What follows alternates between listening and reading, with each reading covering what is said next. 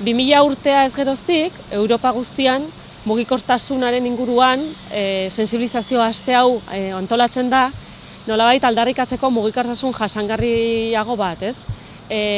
Gure oinezko, gure eguneroko bizitzan, bai oinez, bai bizikletaz, edo bai kutsadura ahalik eta gutxiago egiten duen garraio bideak aldarrikatzen duen sensibilizazio kanpaina bat da, ez?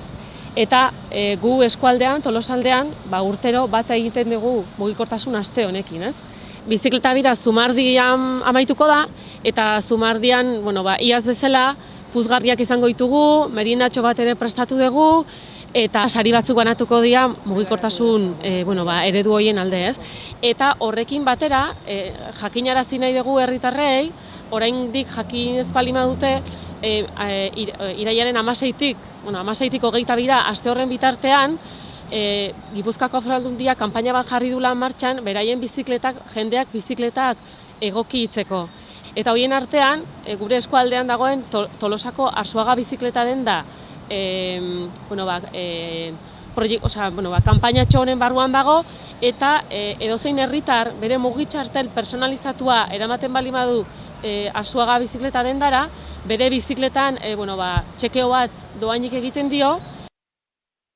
Nik pixkat ibilbidea zein izango den komentatuko dut. Ibarrako plazatik abiatuko da, 5:00 gutxitan, eta Intujai Pailazoen laguntzarekin abiatuko dira. Gero Euskal Herri kaletikan gurutzatuko dute Tolosaraino, eta Santa Claratikan joango dira Gorriti plaza aldera. Han bidegorri hartuko dute eta Larramendira iritsiko dira, eta gero Sameaniro gora iritsiko da, eta han zai egongo dira elkartzeko Ibarratikan jundan martxarekin, Sameaneko ikasleekin. Gero haiei emate zaie testigua, eta berriro herrira jetxiko dira, eta San Franciscotikan Herrikideraino iritsiko dira. Gero Laskorein ikastolara joango dira Araba etorbidetikan, eta Laskorango ordezkariak bilduko dira Eguzkilore, Okindegi inguru hortan, eta gero Jurre auzoa gurutzatuz, Nafarroa etorbide hartuko dute, eta Ibarratik barrena, sartuko dira hemen Zumardian dira. Aipatu dut 5:00 gutxitan dela irteera, bai komentatu nahi nuke, ordutegia beti malgua izaten dela, orduan